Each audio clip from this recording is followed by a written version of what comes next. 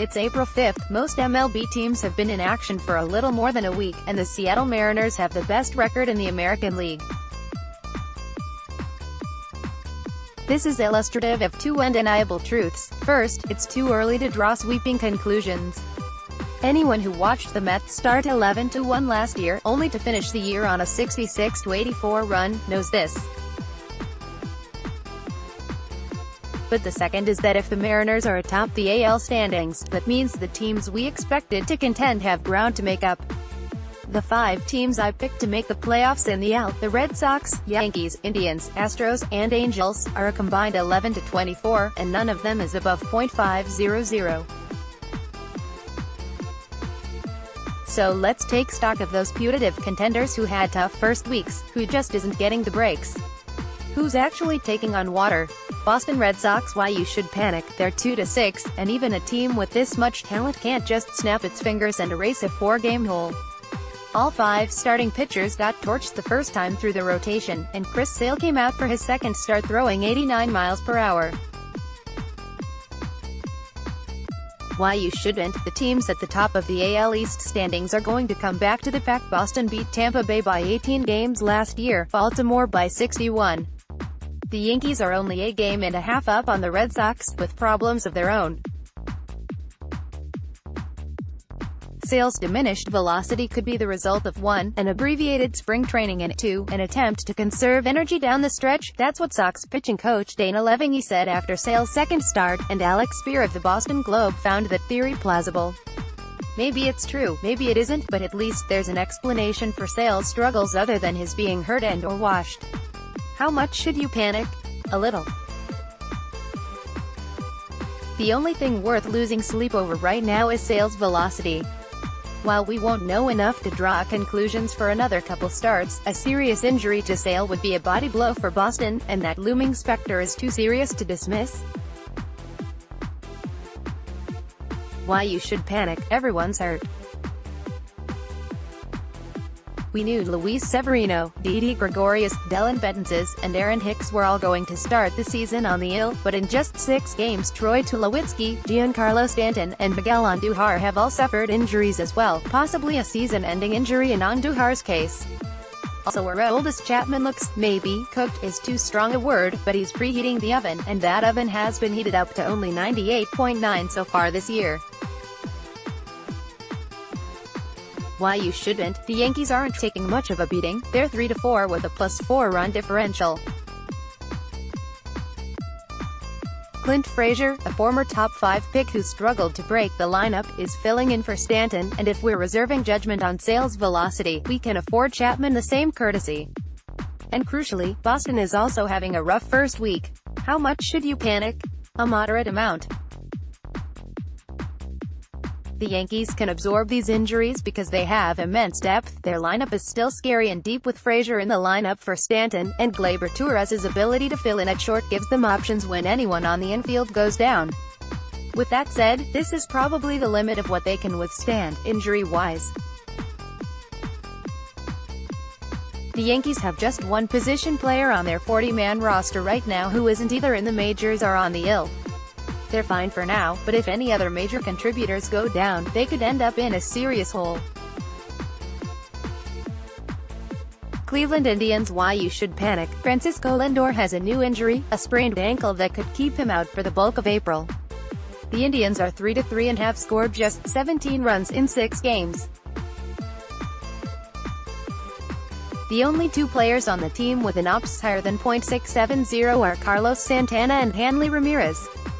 If Santana and Ramirez are leading a team in hitting, that means either their team is not going to score many runs or we've fallen through a wormhole and it's 2013 again. Unfortunately for Cleveland, there are no new episodes of How I Met Your Mother said where this week. By signing up, you agree to our privacy policy and European users agree to the data transfer policy. Why you shouldn't. Cleveland is still only a game and a half back, and the rest of the division, with the possible exception of the Twins, is ludicrously bad.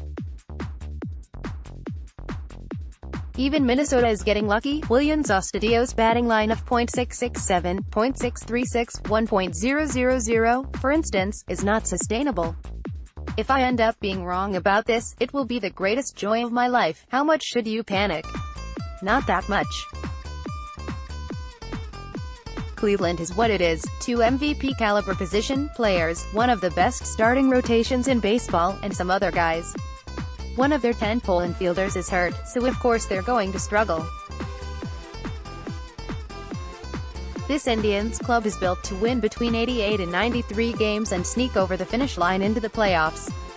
If I were Cleveland, I'd worry more about Minnesota being better than anticipated, because if there's another good team in the AL Central, the Indians' plan of sleepwalking to the division title could be in jeopardy. Houston Astros. Why you should panic? They're 2-5 and already 4.5 games out of first place. Why you shouldn't? They're not dealing with any unexpected major injuries, and 3 of those losses came on the road to a good Tampa Bay team. If they'd lost 3 of 4 in the Trop in July, nobody would notice.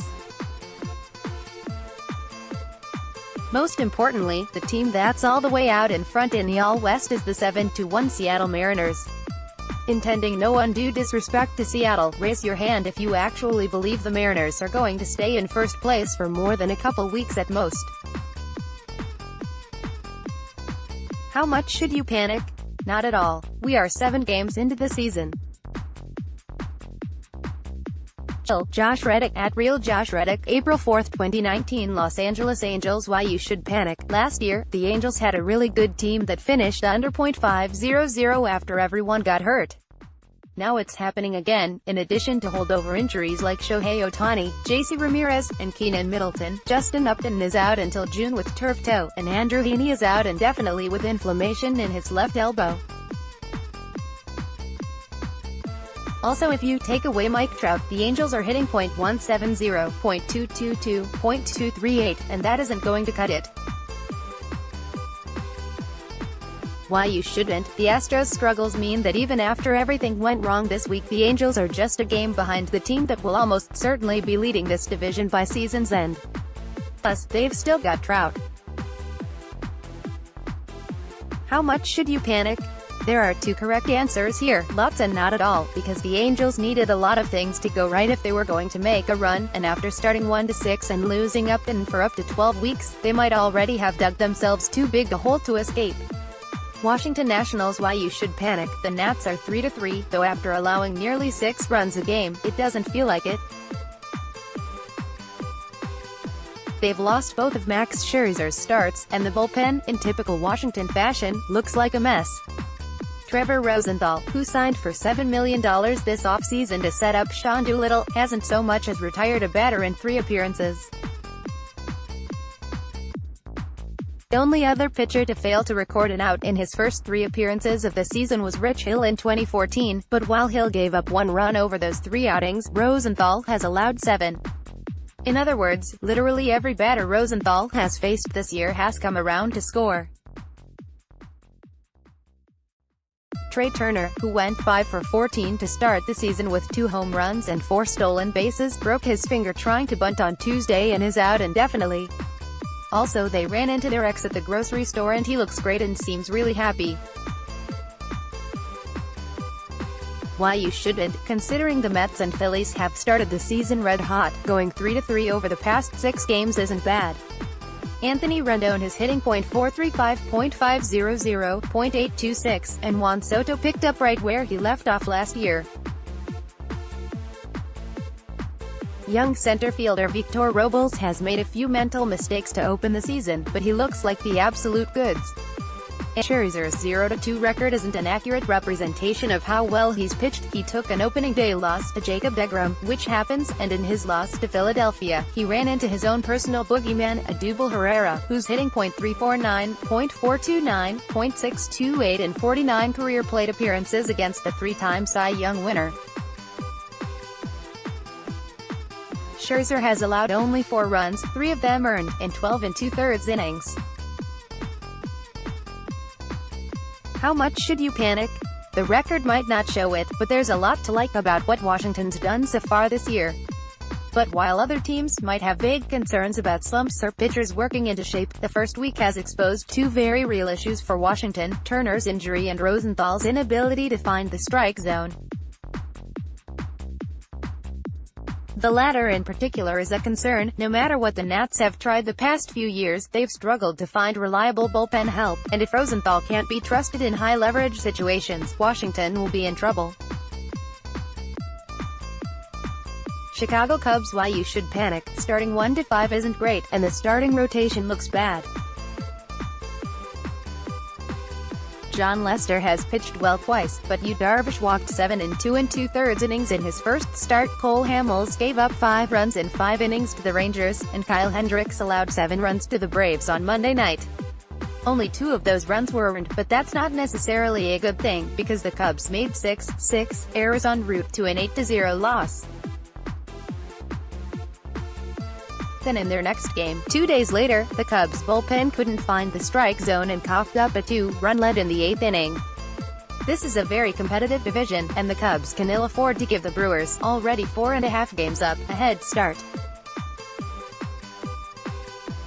Why you shouldn't. It's one time through the rotation, and the offense has been just fine. The Cubs are hitting .307, .398, .484 and lead the NL in batting average and odd BP. Maybe all 5 of their starting pitchers aren't as good as they were a couple of years ago, but they, except Lester, who's held his own, can't all be this bad going forward. How much should you panic? A medium amount. The offense looks good, but the pitching staff is a question mark, although you could also say that about the Phillies, who are 4-1 and seemed indomitable over the season's first week. The worry for the Cubs should be stopping the bleeding, prevent this 5-game slide from spiraling out of control into something that knocks them out of the race.